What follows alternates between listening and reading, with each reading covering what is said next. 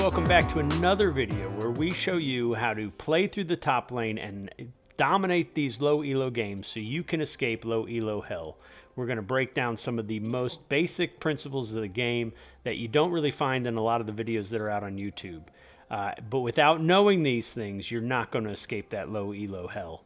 Now this video is going to be a little bit on the shorter side, and that's because the game didn't last very long. We're going to discuss why it didn't last very long, but here's a little bit of a spoiler. This was a total team diff game. I got to give special props to, I'm going to say this and you're going to think I'm lying, my Taric jungle. That's right, the Taric jungle in this game did mad work. Got a great mid laner in Fizz, who you can see just got first blood, and even the bottom lane that struggled in the laning phase really had some big plays down the stretch. So let's take a look at how we dominated this game from beginning to end. I'm going to start off by breaking commandment number 2. That's right, I'm going to leave my lane, but there's a very specific condition that makes this okay. We're going to freeze the frame and count our minion wave here. Look, I've got 1, 2, 3, 4, 5, 6, 7, 8, 9 minions when I decide to leave this lane. When I see there's a little skirmish breaking out between my Taric jungler and the enemy jungler, I decide to go help out. The wave is pushing towards me, so even if we don't get this kill, which, come on, of course we got that kill, it's still okay. When I get back to lane, let's count again. You can see I've only missed 2 minions. This minion over here to the left doesn't count. It's from the next wave. So in exchange for 2 minions, I've gotten a kill, I've bought my Taric a lot of time, and I've set the enemy jungler back a good bit. This is a huge win. It's a huge early game win that's going to get us going in the right direction. But after getting shoved under my turret, I've got to make a window for me to get a back in. You can see the Yorick already went back, and so even though I've got a kill, he's stronger than me now. And so I pick a little fight with him.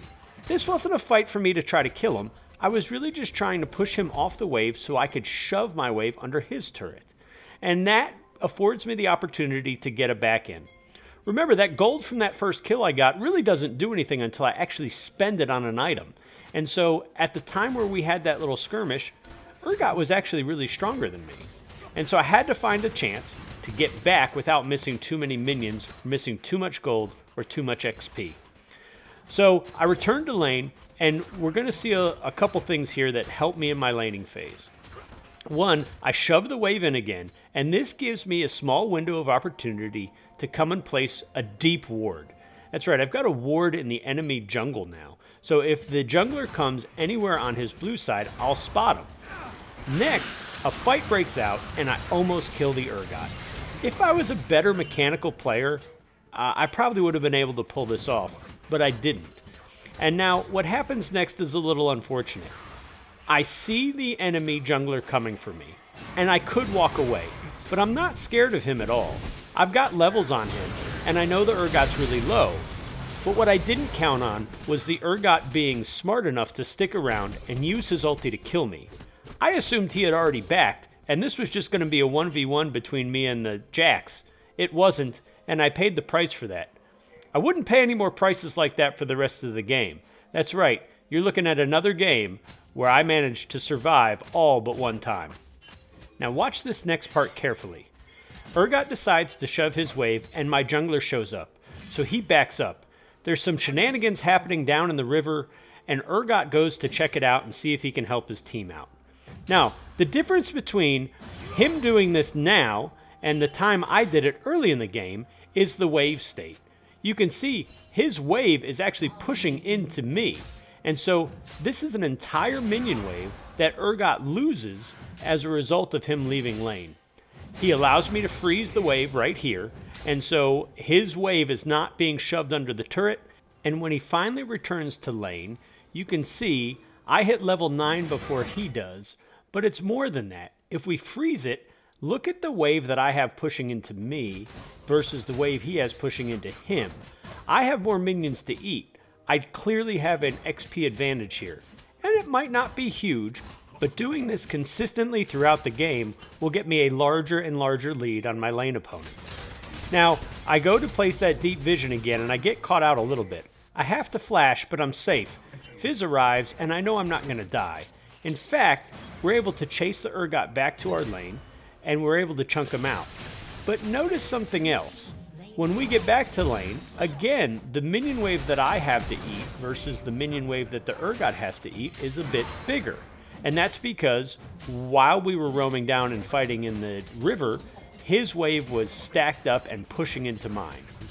So Urgot has to back, he TP's back to lane, and I decide to take a reset. Let's see what happens next. I TP back to lane, which may have been questionable, but with Urgot's pushing power, I wanted to be sure I could catch this wave.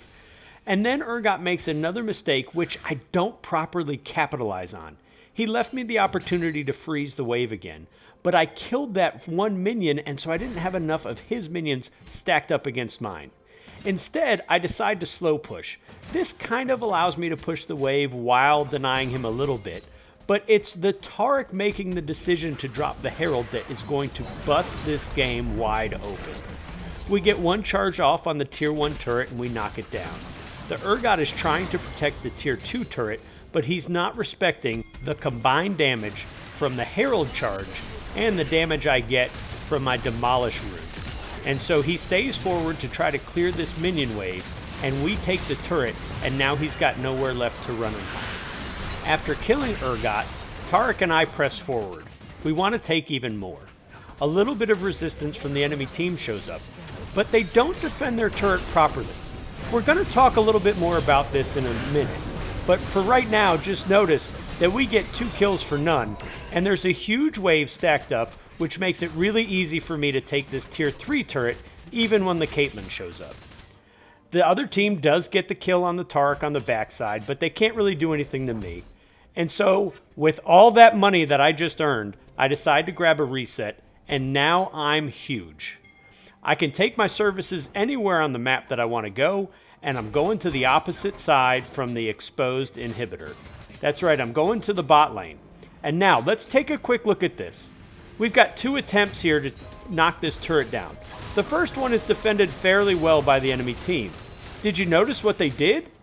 It was simple. All they did was clear our wave out. Without the wave there, it's very hard for us to step forward far enough to take the turret. But on our second attempt, you can see that the Leona decides to engage on us. It's a 2 versus 3. This is an easy kill for us. And now this is an easy objective take.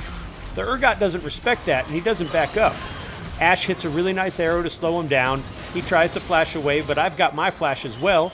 And so, not only did we get the turret, but we got 2 kills. Ashe decides to take a reset, but I'm not done. That's right, I know no one on the enemy team can kill me, and I'm going to take this tier 2 turret as well.